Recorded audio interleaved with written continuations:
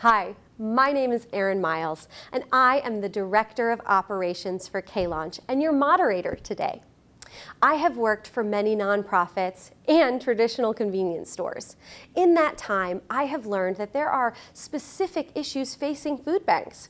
When there's an economic downturn, often you face an increase in demand for your services, but there isn't that same increase in donations to support that.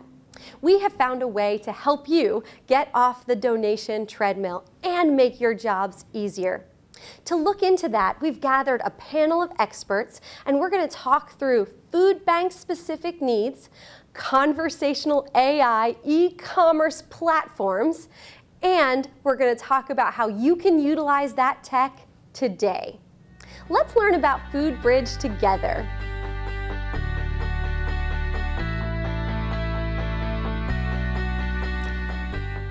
Hello and welcome to our FoodBridge webinar. I am so excited that you have joined us today. We're going to talk a little bit about the industry landscape, and we have two of the best in the biz. We have Kevin and Josh here to talk with us today. Josh, would you talk to us a little bit about why FoodBridge was such a strategic importance for K-Launch as a whole?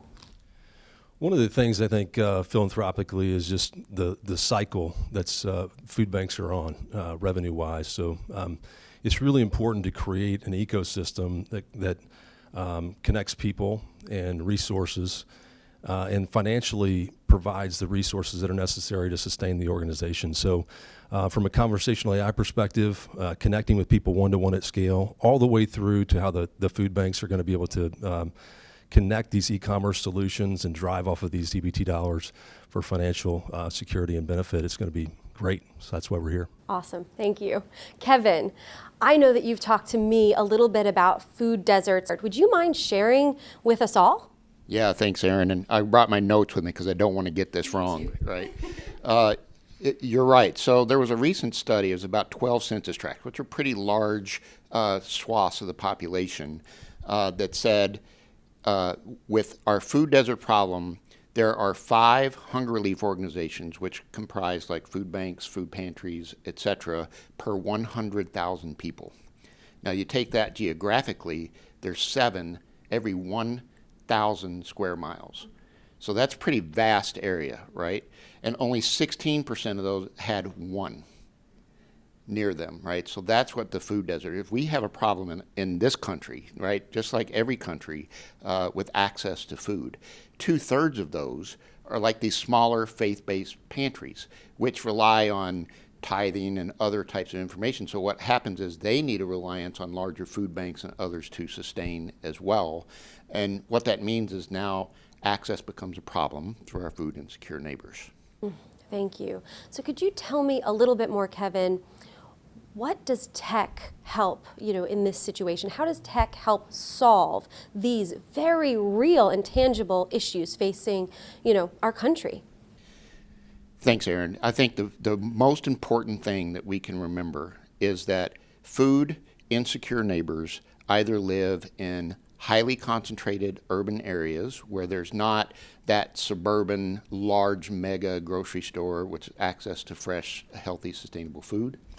They also can be in rural areas where they have no access to high-speed internet, they have no access to a computer, and that poses a challenge for food banks because food banks need to reach these people, right, to make them aware of the programs that are available to them. So they need a way to communicate with them, and all of these folks, or most of them, have a cell phone. So how do we create technology that enables them to communicate with their food insecure neighbors, get them the information that they need, and more importantly, get them the assistance that they need? Thank you. Josh, our conversational AI powers FoodBridge, and we've used our conversational AI to support operational needs of food banks for a long time now. I'd love for you to tell us a little bit about what that looks like and some of the positive outcomes that food banks have experienced.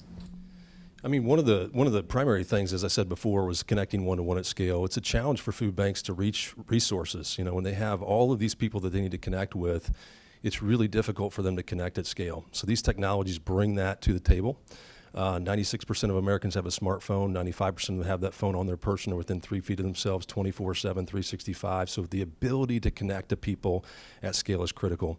I think another really important point is the data segmentation. So, there's a void of data in the sense of who's actually in need. And I think that these technologies with our solutions open that door. We can provide reverse append data and information on these resources that are connecting at scale, and giving an opportunity for the food banks and pantries and those that are in food relief organizations the ability to connect not only to the neighbors, but to be able to have that information in real time. All of that boiling up into a software solution that's connected 24/7, 365 in a UI where they can see the geotags and the information associated with that. So it's really a powerful combination between the conversational AI technology, e-commerce solutions coupled together to drive that. And then I think bringing the revenue aspect in for the organization for the pathway to sustainability. So connecting people, providing the solutions, serving the community, and then driving to an outcome which is going to be really beneficial for food banks and neighbors, and then to the resource allocation to be able to build communities and cold storage and all kinds of things that can be very beneficial for the future. Yeah, Josh, could you speak a little bit more about what reverse append data is and how that very powerful data set can be utilized by a food bank partner? Sure, I'd love to, Aaron. Reverse append data is really the collection of data segmentation from neighbors or community members. So the ability to capture things like first name, last name, household income, potentially. These are all really critical attributes from a data perspective for food banks and organizations to be able to see what's happening in real time for who these neighbors are and what their needs may be. Thank you. So when I'm thinking about people interacting with conversational AI or using their text messaging, often we think they must be a younger generation. Could you speak to who's really using our tech today? Yeah, so you would be surprised. The average age on some of the food banks that we're connected with is 61 years old. We've had folks as old as 85 connecting, 86 connecting. In other segments, the oldest was 96. So these are technologies that through the pandemic, I think, have really picked up, where people are connecting with their friends and family. And so it's not really an age sector thing. I think people are really willing to engage in these kinds of technologies to be able to get help that they need. And so if you look at the statistics, I mean, we had, I think there was 86% of the populations that were giving us 5 stars on these technologies too, and the average age being 61. Love that. Thank you for sharing that demographic data. Kevin, speaking of data, I want to hear more about the story painted by the data points around food insecure neighbors. Yeah, so, one of the things that we have seen in our research is that, unfortunately, the highest percentage of outlets out there that accept EBT are convenience stores or these combination stores. Food banks, that's less than 200 across the nation. There aren't very many that are actually doing it. And there's a lot of reasons why, right? There's kind of a gray area to get them qualified to do it. There's a lot of things that they have to go through to do it. But also, they rely on a lot of those grocery store chains, et cetera, for their source. So sometimes it's more of a, don't itch the back that's scratching, or whatever you want to call it. And I think the other part of this is, because it's such a low percentage, there's a huge opportunity here for us to address for food banks to be able to accept SNAP EBT. And you heard Josh talk about it, this path to sustainability, right? It's the fact that they can get funding in a new way by being in control of their own destiny and providing a convenience factor for that food insecure neighbor, where they're getting a combination of donated food for free and discounted food, healthy food, in one place. So if we just got food banks to that percentage that could take EBT to, say, farmers markets, that's another $24 million on top of the $10 million that's flowing through food banks right now that accept EBT. If you take that up to like small grocery store chains, that's like $831 million. Now, we all know that internet retail has kind of taken over every industry, including the grocery industry. So if I just got to internet retail levels for food banks, that's another $5 billion. Now think of all the food banks across the country, what they could do with that funding to put back into programs that they so desperately need to reach more of their food insecure neighbors. Then you take the power of conversational AI. The national average of folks who are eligible who actually participate in SNAP is about 82%, not terrible. But if you just got that to 85%, because we have proven that so far with our conversational AI and the engagement levels, if I just get that up to 85%, which isn't a big jump, that's another $9 billion. Gosh. Kevin, is there going to be an issue with folks who speak multiple languages? How is FoodBridge going to address that issue? We are capable both through the e-commerce platform and through conversational AI to be able to interpret lots of different languages. And because it's just natural language in the way that it processes information and brings information back to the food insecure neighbor, there's such a small percentage that you actually have to talk to a live person to get the information you need. And that's important for food banks because they don't have a lot of staff to take care of people. So the more that we can automate and make things more efficient for them, the better off they'll be and the better off the neighbor will be. Thank you, Kevin. Josh, thank you so much. I am so thrilled to be able to really explore next from the actual perspective of a food bank. We have seen that the conversational AI that's powering this e-commerce platform is able to take information in multiple languages. It's able to deliver smart responses based on user input and really take that reverse append data and translate it into personal conversations serving our neighbors and supporting economic sustainability for our food banks.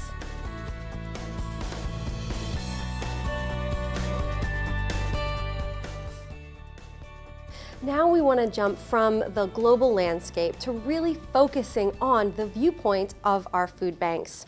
Joe and Jeff, thank you both so much for joining us today. Joe, I'd love to start with you. We heard from Kevin a little bit about the donation treadmill. Could you speak to how that impacts you and gleaners? Yeah, certainly. Right now, there's not enough food donations to meet all of the needs that we're trying to serve in the community. And I think that's going to be the case from here on out. So food banks, ourselves included, are really forced to go out to the market and purchase food items to supplement what comes in donations. We used to live in this world where whatever came in, we could send out through the distribution channels. Right now, there's a lot more methodical planning and forecasting, and then actually managing a supply chain, ordering foods, trying to order nutritious foods, and really supplement what comes in on donations with purchased items that fill that gap. Thank you.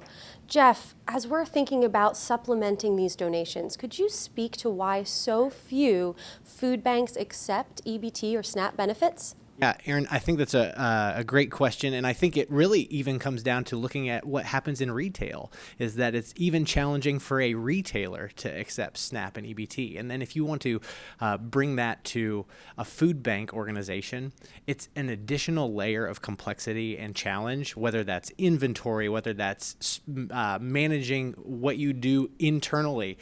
All of those things make it so challenging to dive into this area, and it's just different than the core traditional business. And so it's something that really these food banks, they struggle to figure out a path to getting to that market. That makes sense. When we're thinking about traditional retailers, could you speak a little bit to how the traditional retailers are accepting EBT or SNAP benefits, how our food banks could learn from that model, and then maybe even taking it one step further and telling us how food banks could do it better? The traditional retailer goes through an authorization process with FNS. They have to have a certain amount of staple foods that are in stock at all times. They have to certify that. They have to have the infrastructure to be able to accept EBT payment. And that whole process has traditionally worked really well because it offers choice. It offers the dignity of being able to walk into the store and buy right alongside other items that you would purchase.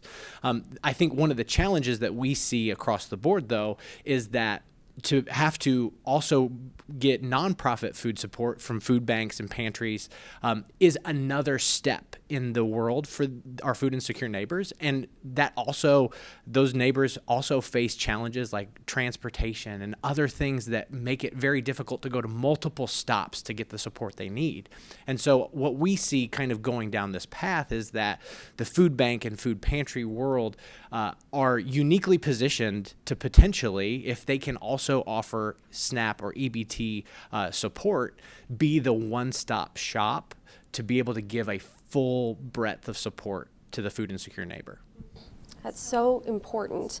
Joe, as we're hearing about the potential for SNAP benefits to support food banks in your leadership role with Gleaners, do you see SNAP or EBT benefits as a key part of the economic sustainability path for Gleaners? Yeah, I do. I think as Jeff mentioned, the people that we're serving are, as much as anything, time and transportation challenged, in addition to the financial challenges that they face. So just to stay consistent with our mission, if we can do something that provides a greater level of help to our neighbors, right? So a one-stop shop can be a big help to them. Honestly, if we can save them money on items that they would purchase, because we might be willing to take a little less margin, right, than others, that's an added value as well. Certainly, we would make some financial margin ourselves, which gets channeled right back 100% of that into the mission of the food bank. So it's a lot more of a sustainable loop. All food banks right now are facing the world that I mentioned earlier, where not just food donations, but cash donations don't meet enough of the need for us to do everything that we want to do to serve the people that we're trying to serve. So not only are we supplementing food with other sources, we need to supplement financially with other sources as well, and just look for ways to earn income. The SNAP revenue stream, if you will, is a very large one, and if we can learn to play in that to the advantage, first and foremost, to our hungry neighbors, and then to the overall mission of the food bank, then we have a nice sustainable loop and a big win-win. I love that. So tell me, if, let's say, you had the ability to plan a little bit more, you had a little bit more wiggle room within your budget, what wraparound services or other services would you use those finances for to support your neighbors? Yeah, one of the big needs that our neighbors have is health and healthcare. So some of the work we're already doing at Gleaners is providing access to healthcare, but also access to other services. There's so many in our community, whether it's help with utility assistance, education, job, training, to be able to bring those people into where the food is, again, overcoming these challenges of time and transportation. So if we can create this system, and honestly, one of those services is helping our neighbors sign up for SNAP benefits if they qualify. So bringing that all to a point of distribution in a highly efficient, high service model, we think there's a lot of value in that. Yeah. So Jeff, when we're thinking about this kind of entire ecosystem, why is it so important for food banks to use tech to implement and to iteratively improve? Why is it important to use tech now? Yeah, Aaron, it's because that's the way the world is headed. I think at the end of the day, technology is something that allows the democratization of access to folks. And, everything from a website to a tech app, but also thinking about things like just text messaging. Many of us, including our food insecure neighbors, have a cell phone. And to be able to have that level of access be granted because of the ability to use tech in an innovative way is something that increases access, increases health outcomes in the long run, and can make a huge impact on that community in general. One of my favorite things about FoodBridge is that you don't even need Wi-Fi to engage with it. Gentlemen, thank you so much for your time today. We really appreciated you answering our questions.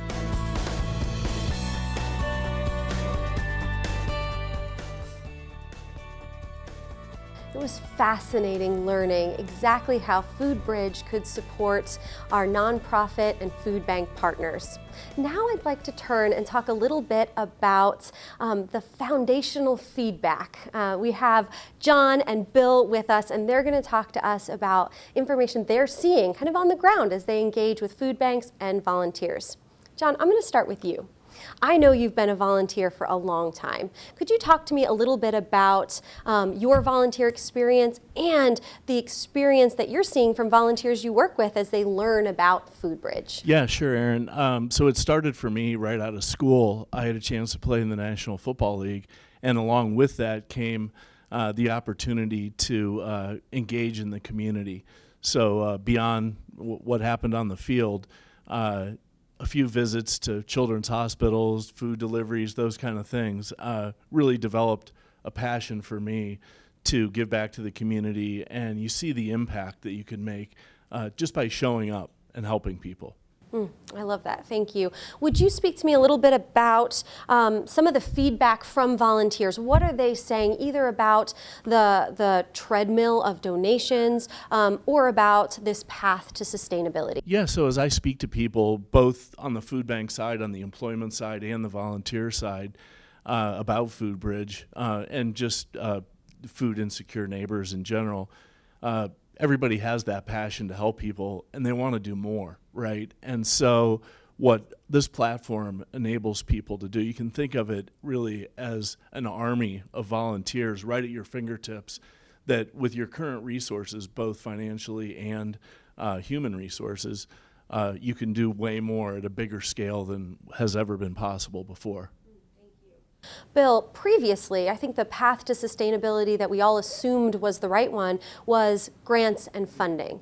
Can you speak a little bit about the level of grants and funding, and has that been outpaced by the need? Yeah, so thanks, Aaron. So grants, have always been kind of a supplement and complement to the traditional, acquisition of donations, right? So grants, if you look at it from the standpoint of on a fiscal basis, each year the federal government, appropriates funds to over 26 different agencies, USDA being one of those, and then FNS being another, and then subsequently SNAP, right? So it's just this, the eye of the needle continues to get narrower and narrower and narrower. So the idea that we could leverage FoodBridge to overcome that supplement and really make it more mainstream is significant to what we can bring and do for food banks. When we're thinking about grants that are still available, how would FoodBridge and the data that we're able to glean from engagement through FoodBridge, how would that support future grant adoption or grant writers as they apply for grants? And that's a great question, because not all food banks actually are staffed and set up. Actually, scarce resources, but then let alone having the talent and the skill set and the knowledge to actually craft a proposal in response to a grant for the federal government isn't always the case, right? So being able to access the data that is made available through the technology really helps prepare the proposal and put them in a position to win, because don't forget, these food banks and other nonprofits and the state government themselves are competing for those grant funds. So it's really imperative that we have access to data and access to quality data, and that's what we can provide through this solution and are providing through this solution. Yeah, thank you, Bill. John, when we think about the reasons that you chose to volunteer with a food bank or your fellow volunteers would choose to give of their time, how would taking advantage of this FoodBridge program increase your desire to support a food bank that has taken that opportunity? Well, I think you want to help no matter what, right? But when you see organizations making smart choices and maximizing what they're trying to do for the community, there's an excitement that builds from that, no question about it. You feel like you feel that support and really the wherewithal to do more within the community. Thank you. Gentlemen, thank you so much for your expertise and your time. For me, one of the things I'm most excited about is watching FoodBridge ignite a passion within donors to really bring back donors that maybe have fallen off, and to really encourage volunteers to be as excited or more excited, and to allow our grant money to go further. Let's do more with less, and let's make sure that we don't leave anything on the table.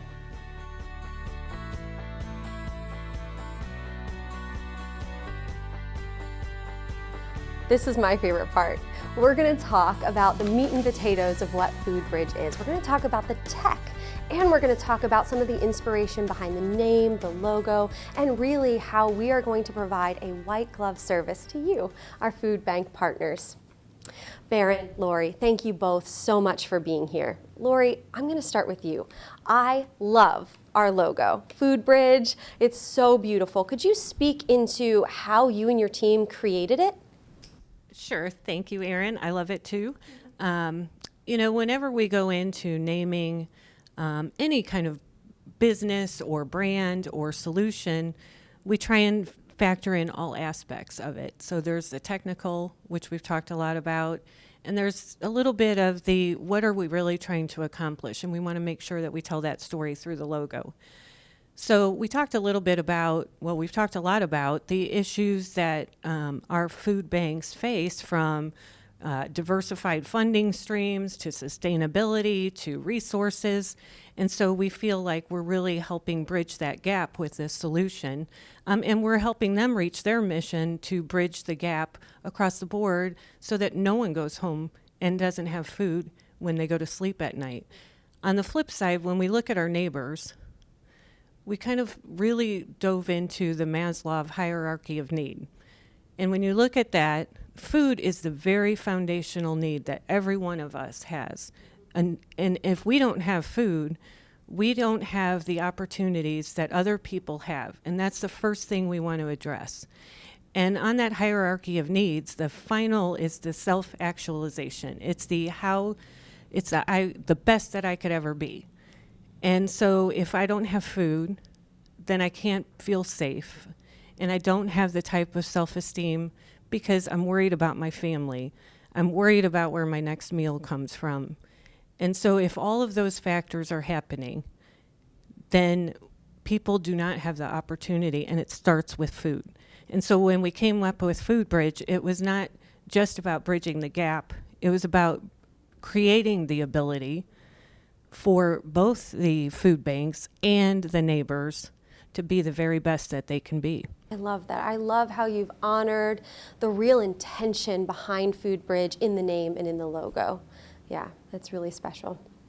And the other thing I will say, if you notice, this also represents food banks. So our Fabricon and what we want is also there to say we're behind food banks 100%, and we want and we're here to help you achieve that mission. That's right. I love that. Our enduring commitment to support food banks through FoodBridge and through just our traditional support. So thank you, Lori.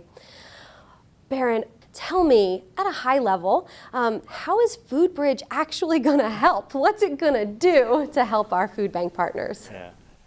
So what we've done is we're leveraging our 20 plus years of e-commerce consulting experience with large enterprise retail customers, and applying that knowledge and skill set and building a new solution that's catered to hunger relief organizations. It's fully managed, fully hosted by our team, and everything related to it is really what you need from two perspectives. One, from the neighbor's perspective, is we want to give them a modern retail experience like you would be ordering anything else online, from the shopping experience through your mobile phone and through experiential text messaging, as well as the mobile web, all through to the end to free delivery and notifications to when you actually get your order, right? We want to apply all that to the hungry neighbors who need help. I love that. That is just, I love the idea that a neighbor in need would have the same delivery experience as a neighbor who doesn't necessarily qualify or need SNAP benefits. I think that's a real benefit of FoodBridge. Could you speak a little bit into how that would work, maybe even the inventory management side of things? Yeah. And then the other side is really the hunger relief organization, the food banks that we're working with, right? This platform is giving them what large retail e-commerce businesses do, right? Table stakes of e-commerce, right? Having a stable platform, all the reporting and collecting all the data points that we talked about today that are relevant, right? Both from the customers and their web analytics, so who's shopping, who's ordering from you, where are they located, their zip codes, and all the demographics around that, as well as on the operational side, right? Collecting the data to help you forecast, to order additional food for kind of next week, next month, whatever the case may be, as well as the systems to help you fulfill, just pack these orders and get them out the door and delivered to the hungry neighbors. Man, that's so much, right? I mean, we're talking about it kind of casually, but that's so much. How long is this timeline, right? Let's say I'm a food bank and I decide to sign up today. Yeah, we're making it really easy for you, right? And for the food banks. The timeline is we're looking 4 to 6 weeks from us getting agreements together and to say go. Within that 4 to 6 weeks, it's a series of training sessions to help you manage the platform and use it, and kind of just education around it, as well as getting you set up on some of the marketing aspects and kind of getting your data and just trying to get you up and running and ready to go. Yeah, that's amazing. So I'm sure that there are some risks that we've thought about, right? Could you speak to how we have really reduced risk for any future partners? Yeah, so all the technology risks and data risks, we're taking off the hands and owning that ourselves within the platform. So things around data security, personal information, since we're talking about SNAP and EBT and government programs, right, there's a lot of security around government data and qualifications and application, things like that. So the risk to the hunger relief organization is very little because we're taking that on, and we kind of own and manage all that for you. And then on the flip side, the risk too is our experienced team is running and managing kind of everything for you, right? Like you little risk. Exactly. It's very little risk. The food banks yourselves don't need to know about technology. Don't have to spend a lot of people just trying to keep the site up and running. So that risk kind of goes away, and we take that on for you as well. I love that. Thank you. I think the way that we've built that is really food bank centric. And Lori, not many people know this, but you have a lot of extensive experience within leadership of nonprofits and food banks. Before I ask you a follow-up question, would you kind of give people a little peek under the hood there? Tell them about your experience. Well, it's been across the board, really, from being chairman of boards to actually filling in as interim director and donor. I've come from all aspects of it. And at the end of the day, you know, when you hear all this, there's a little bit, I'm sure all of you who are watching this are thinking, oh my gosh, that is a lot. And I don't know how we're going to be able to get all of that to happen, because you are faced with so many barriers right now that sometimes it feels overwhelming to implement such a solution that sounds too good to be true. And so part of that was all taken into consideration when we developed FoodBridge, is to understand, coming from your standpoint, that how can we take this off of your plate? And Barron alluded to that. We've pulled together the best experts from conversational AI to e-commerce to marketing. We have, and those are all key pieces that are going to be necessary to be able to launch this. And the good news is you don't have to go out and try and raise another $1 million to go figure out how to do that. And that is so different than what most executive directors and leaders in nonprofit are used to. Could you speak to the funding? Like, what does the food bank need to do? What's the cost? So little to nothing up front, and we did that so that this is such an important, we see how this will change our world. This will change your lives as food banks, but it's going to change our world. And the only barrier right now is that you don't raise your hand, because we literally have made it as easy as possible for you to get started. We also have developed the playbook to get started. We've developed how do we take this to market. We want this to be successful because we already see the outcomes from it. Love that, man. Well, there you have it. FoodBridge, tech built with the food bank in mind. Thank you, Baron. Thank you, Lori, for your time. We are so grateful that you spent this time with us. In a few minutes, you'll get some information about how you can contact us, how you can raise your hand, as Lori said. And hang on, we see some of the Q&A going on. We're going to answer every single one of those questions. And as a final goodbye, Josh Ross has some parting words for you. Thank you all. Thank you so much for joining us today. We hope you enjoyed the opportunity to learn about FoodBridge. We're super excited about these technologies and the solutions and what it's going to mean for organizations across the United States. From connecting folks from conversational AI all the way through to world-class e-commerce solutions. Super proud of our team behind the scenes and all the effort and energy that they put in to making this possible for you today. Thank you again for joining us. If you'd like to reach out to us, you can reach us at myfoodbridge.com and get more information about the organization.